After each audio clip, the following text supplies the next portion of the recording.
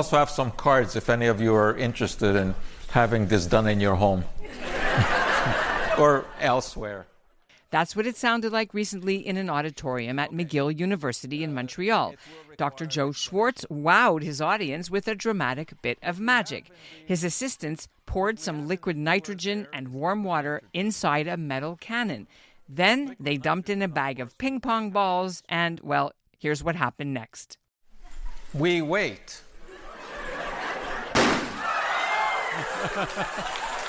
That magic trick was part of the celebrations, marking Schwartz's 25 years at the head of McGill's Office for Science and Society. They hired him full-time back in 1999 and let the flamboyant chemistry professor, who dabbled in magic on the side, make a unit that made science accessible not just to thousands of his paying students, but to the general public too, which he still does with a passion. At age 76, he's got a weekly science radio show on CJAD. He's got regular columns in the Montreal Gazette. He does countless videos on McGill's website, and he's written plenty of books. His latest just came out in May. It's called Superfoods, Silkworms, and Spandex. Now, Schwarcz isn't a medical doctor. His doctorate is a PhD in chemistry, but the award-winning academic has devoted his career to trying to spark a love for the wonder of the natural world. And he's a regular go-to person when journalists, like me, and community groups want his take on controversial health news, like whether the ingredients in a Red Bull energy drink can make you live longer. He says no. And along the way, Schwarcz tries to debunk any dangerous advice given out by celebrity wellness gurus, including Dr. Oz and the food babe Bani Hari, anti-vaxxer Andrew Wakefield, and the medical medium, each with their millions of followers on social media. Of course, simple solutions to complex problems sell. That's what people want. So if you think that you have some medical problem and all you have to do is drink celery juice instead of resorting to chemotherapy or radiation or surgery, that's very appealing. I'm Ellen Besner, and this is what Jewish Canada sounds like for Thursday, June the 6th, 2024. Welcome to the CJN Daily, a podcast of the Canadian Jewish News.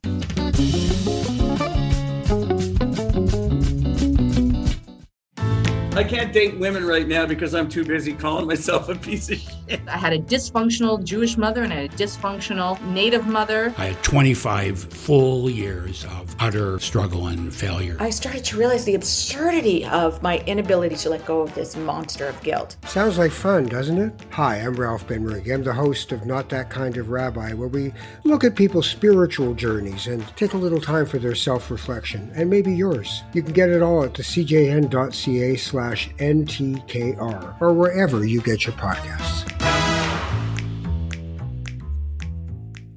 Joe Schwartz's office at McGill is crammed with souvenirs from his more than 50 years teaching science in university lecture halls, in high school classrooms, and on public stages around the world. His collection includes a lot of toy ducks. That's because this son of Holocaust survivors from Hungary has made it his mission to root out what he calls the quacks. Get it? And also the charlatans and snake oil salesmen who he slams for peddling fake and sometimes dangerous health advice to uneducated, gullible people who need help. Schwartz's interest for science started when he was a boy reading science fiction books by Jules Verne. Then he credits a birthday party magician with sparking his interest in chemicals and magic. Today, despite marking a career milestone, Joe Schwarcz has no time to relax when there's a new measles epidemic to stop, a celery juice craze to debunk, and so many fascinating scientific discoveries he needs to keep tabs on. I reached Dr. Joe on the campus of McGill. Welcome to the CJN Daily. Well, thanks very much. Pleasure to be here. Well, it's an honor to meet you. Congratulations. A celebration was recently held, 25 years of being a science communicator and science investigator at the OSS. That's quite an evening it must have been. It was, and, it was celebrating 25 years of our office, which is dedicated to separating sense from nonsense. But actually, myself and my colleagues have been involved in separating facts from myth much longer than that. I go back to 1974 is really when I started. It's just that it was 25 years ago that the university sort of made it official by creating an office. which was really quite revolutionary. And to this day, I don't know of any other university that has an office that is dedicated to separating sense from nonsense. When you look at your scholarly output, your research papers, there's a lot of activity when you're in the 1970s, pure science, the relationship of carbohydrates and things like that. I wondered whether you got pushback or kind of, how academia kind of may not have known quite how to deal with science communication.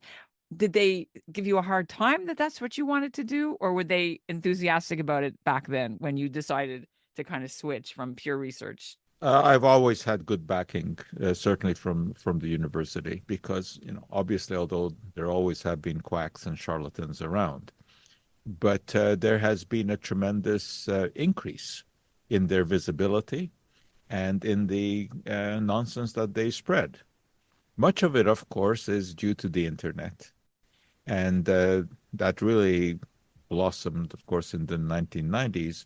This has just snowballed since that time because of the amazing advances in technology. And now you have the TikTokers and the Instagrammers who vie for the public's attention. Yeah, sometimes you have to give them begrudging credit. They're very good at what they do. They're good at capturing the public's attention with their pseudoscience. And there's a lot of false science out there. Now, not all of them comes from uneducated bloggers like the Food Babe, who says that if you can't pronounce an ingredient in a food, then you shouldn't be eating it, which is, of course, absurd. We don't make toxicological decisions on the number of syllables in a chemical name. But you also have scientists and physicians with proper background who are really spreading nonsense. And let's talk about one of them. I know that you recently tweeted, I hope one day we'll see a wax replica of Andrew Wakefield in Madame Tussauds Chamber of Horrors. You call him blood. You said he has blood on his hands and he should be in jail. That's quite strong language. What is he doing that is endangering the world?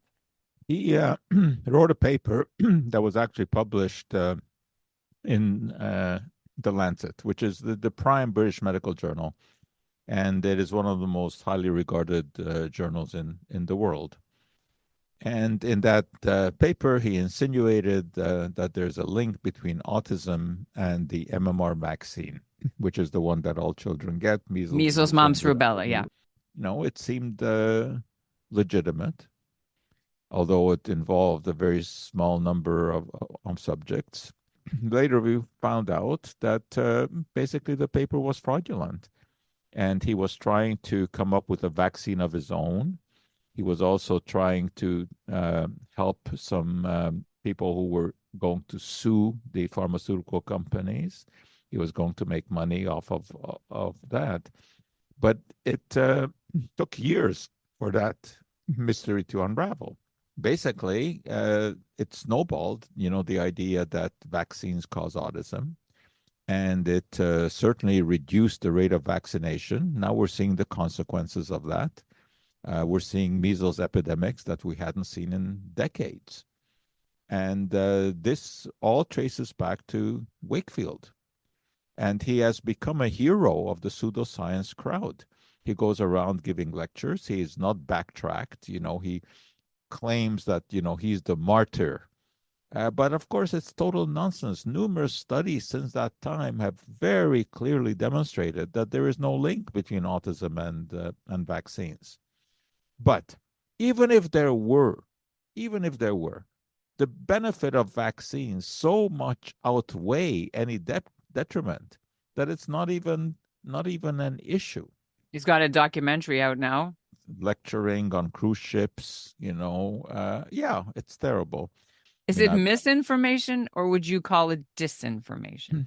Well, there is, of course, a distinction. The distinction is that disinformation is misinformation that is knowingly spread. I think in the case of Wakefield, it is disinformation. I think he knows. But obviously, you cannot prove that.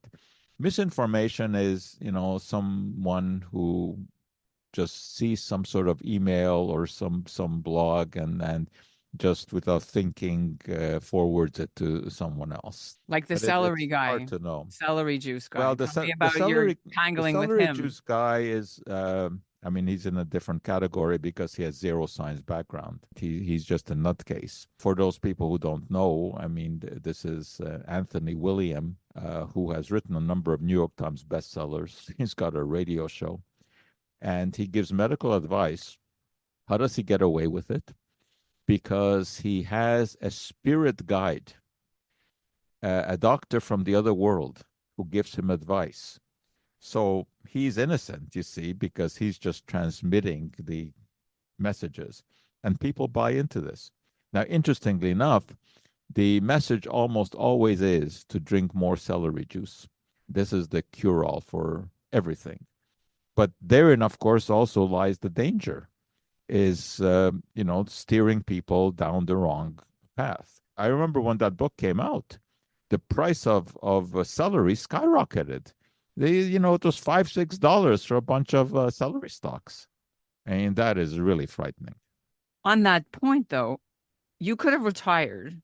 You mean by coming up with some sort of quack remedy? No, I mean it in a serious way. You are past 75, but with all the internet and these, as you said, pseudoscience fraudsters, is that what still motivates you to keep on pushing it with such a heavy schedule that you have when you could be cruising all day long and not worrying about it? Well, frankly, I'd rather be doing this, talking with you about stuff like that than cruising. Although these are not mutually exclusive. I have cruised. In fact, just a couple of weeks ago, I was on the Icon of the Seas, which is the largest ship in the world. That was neat. So no, these are not mutually exclusive. But when people, say to me, retire, I say, from what? Because I enjoy what I do. Not only the debunking, which of course, does take up a lot of time, but also just disseminating solid scientific information and keeping up to date on what is happening. Because science is so fascinating. And, I come in every morning and, I open the computer, I get all the newsletters, all the medical letters, everything, and just look to see what's new. And besides the curiosity, the intellectual delight that you find of going down these rabbit holes, what about the public responsibility feeling that you have? You mentioned the measles outbreak, the epidemic now, and you were our Dr. Fauci in a way during COVID, where there are crises that need to be addressed. So what part of that still motivates you and burns fire in you? Very significantly, because you sort of get angry when you see that science is being hijacked, and that the information that is being given out, it just has no evidence behind it. Because that's the cardinal rule in science. Show me the evidence. Was it reproducible? Those are the questions, that you ask. And when you see people like Dr. Oz, who know better, spread around information. I mean, where I really became disenchanted with Oz was when he came out with Dr. Oz's homeopathic starter kit. That to me was the last straw, because homeopathy is the most absurd of all the alternative treatments. It is based on non-existent molecules, curing existing diseases. It's ridiculous. And then you see someone like Oz, who was a recognized, reputable cardiac surgeon, saying stuff that I know he knows isn't true.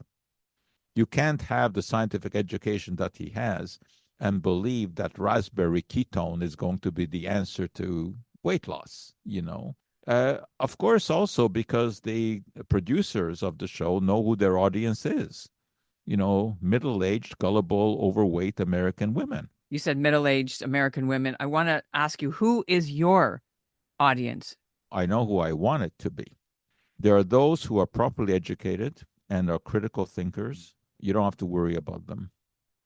Then there is the other extreme of the bell curve. Everything works on a bell curve, whose minds are cemented shut. And, these are the dedicated followers of Trump. These are the, dedicated believers in the flat earth, dedicated believers that were visited by aliens, and of course the anti-vaxxers. You're not going to convince them. So unfortunately, you forget about those. There's no point. But there is a very large segment of the population in the middle who are legitimately confused, because we do live in a confusing world, right? You get seemingly contradictory information all the time. One day we're told butter is killing you, so you better switch to margarine. And then you find out that margarine contains trans fats, so that's not the answer. We're told, eat as many fish as you can. They're full of omega-3 fats. And then you find out, well, they also have mercury and PCBs.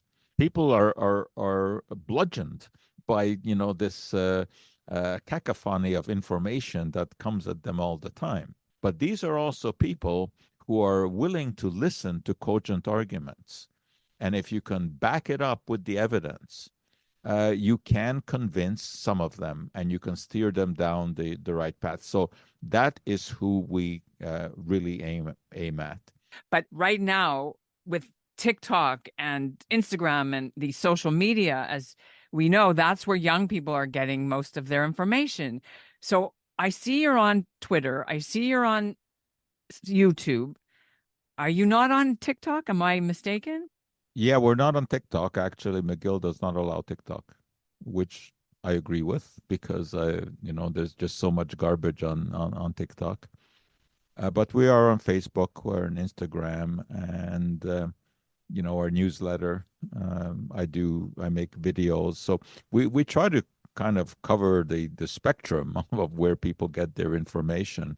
But as students are really, I think that's where we have the greatest efficacy, because they grow up and then they go out and spread the proper information.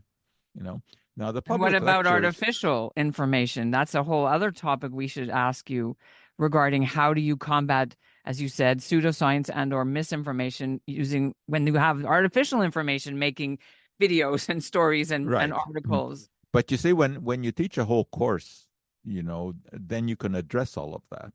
Yeah, but not everybody's lucky enough to afford to be able to go to your class, right? Exactly. But it is still possible to give them guidance, and especially when you explain to them how we know what we think that we know. Why should they believe me, right? I mean, really, in the grand scheme of things, I'm nobody. And that's why I always emphasize how science works, that science is a self-correcting discipline, and eventually the truth will out. And, it may take some time, but that's the difference between quacks and legitimate scientists, is that the quacks will never admit a mistake. They never say, I don't know. And we very often, unfortunately, have to say, I don't know, because we live in a very complex world. And this is one of the reasons why, unfortunately, a distrust in science, has blossomed, because we don't have all of the answers. And when we don't have the answers and leave a vacuum, the quacks are very quick to fill that vacuum. It's a tough battle. What I often say is that the war has been lost. The war for scientific literacy has been lost. But we can win the odd battle. And that's what we have to focus on. And how do you come to terms with that? That's that you reality. Can't save people. Yeah, that's reality. You cannot save everyone. The old expression, you can lead a horse to water, but you can't make it drink. So we do lead the horses to water. Yeah. Well, some of those horses are donkeys. I mean, when you have people like, President Trump taking ivermectin and I can't even say it absolutely. Let me say hydroxychloroquine. Hydroxychloroquine. Thank you. Yeah. And, people follow him. I know people followed him and did that. We're living in a bizarro world. We're in a crazy world at the moment with leaders, but a lot of people like him for his stance on Israel. So we might as well, this is the Canadian Jewish News. So of course, I'd like to bring up some Yiddishkeit, if I may. I wonder we're talking about your personal journey. Were there any scientists or teachers in your extended family? I know your folks were survivors, but how did you decide you were going to science? Was there any role models at all in the family or no? No, nothing in the family. It all started with Jules Verne. And, when I was a kid, 7, 8 years old, I read The Mysterious Island. I read Journey from the Earth to the Moon. In Hungarian. In we Hungarian. Might say. Mm-hmm. Those were science fiction, of course, but a lot of it was legitimate science. Verne was certainly ahead of his time. That's what got me thinking scientifically.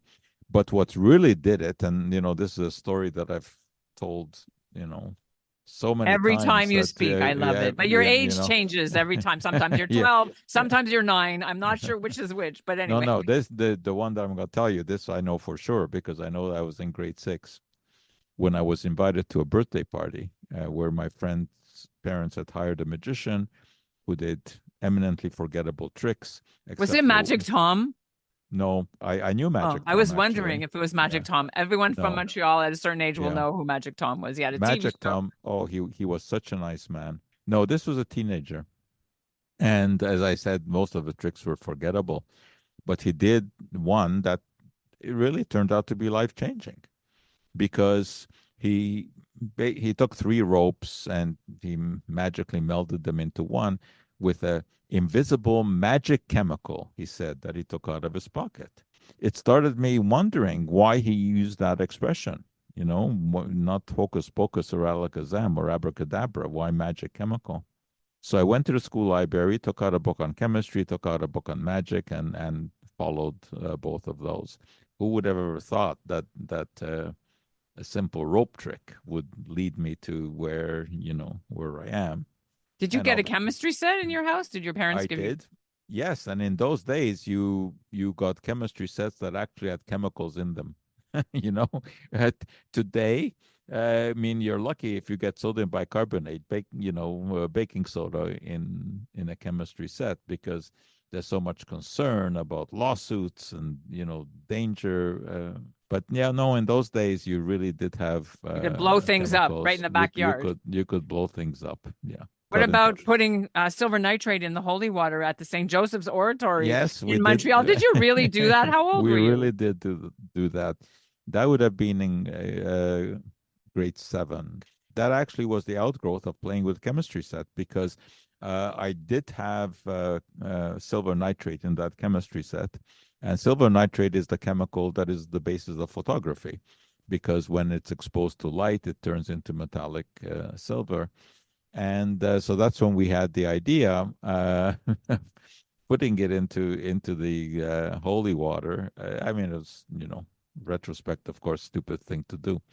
But we had seen people walk and put their finger into the water and cross themselves on the forehead. So we thought, it would leave a mark, and it did. So, the interesting thing there was that, they thought they'd seen magic, and they did, but it was chemical magic, not a miracle, not divine. Not divine. Back to the Jewish Yiddishkeit. Yeah. I know that you have done some debunking of people who claimed to be able to heal the Jewish community in Montreal by putting their hands on. Was the healer also a Jewish person? Absolutely. He was an Israeli. Unfortunately, there's an unbelievable amount of such quackery in Israel, which you would think is, you wouldn't think so. You would think that Jews are, smarter than others. And this particular guy, originally Israeli, but name was Coleman. He's centered in New York, and he's still around. And he told his story that when he was in the Israeli army, and he was stationed in the Sinai. This was before that was given back. And one day he went up on a mountain and saw this UFO. And then he woke up and he had this power to heal. and he waves his hand over people and heals them. It's a disturbing thing because again, it may be that people have legitimate medical issues for which proper care is available, but they go to him. Unfortunately, this is not so uncommon in the Orthodox community, the belief in magical healing. Is there anything that you won't talk about? Because I noticed in terms of science education, because I noticed you spoke in Vancouver to a group for the International Holocaust Remembrance Day in January about science. And I was wondering if that is a taboo subject for you, or you do embrace that and talk about it too. I do. I see you've done your homework. Yeah, no, I do. I mean, there's some things that I stay away from because I know it's not effective, like creationism. I used to debate the creationists, but it's useless because they will just come out with the argument that God created everything 6,000 years ago, including the fossils that look like they are millions of years old. Okay, so how do you battle that? If someone is going to have that belief, fine, you leave it alone. I certainly deal with Jewish topics, especially Jewish scientists. I mean, I've given many lectures on Jewish scientists, and of course, it's not difficult to give a lecture on that because there are a lot of them. All the best. Thank you very Thanks much for being on the CJN Daily. And that's what Jewish Canada sounds like for this episode of the CJN Daily.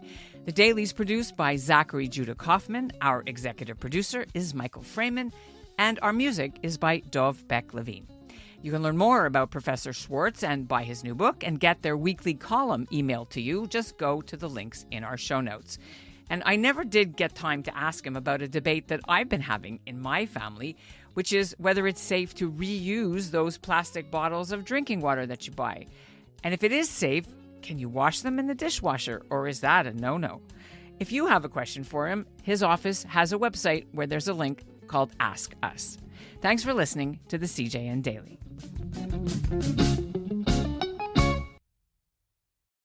Y'all remember that joke from Airplane? The old lady asked for some light reading. How about this leaflet, famous Jewish sports legends? But in actuality, that's changing. Jews are crushing it in sports around the world, and we are here to celebrate them. Sandy Koufax gets his 10th strikeout. Zach Hyman, his first career hat trick. 41 points for Diddy Avdia. It's Sue Bird's building. I'm Gabe. And I'm Jamie. We love Jews and we love sports, but most of all, we love kvelling over Jews in sports. Together we host Menschwarmers, the longest running Jewish sports podcast in the world. Listen and subscribe at thecjn.ca and wherever you find your podcasts.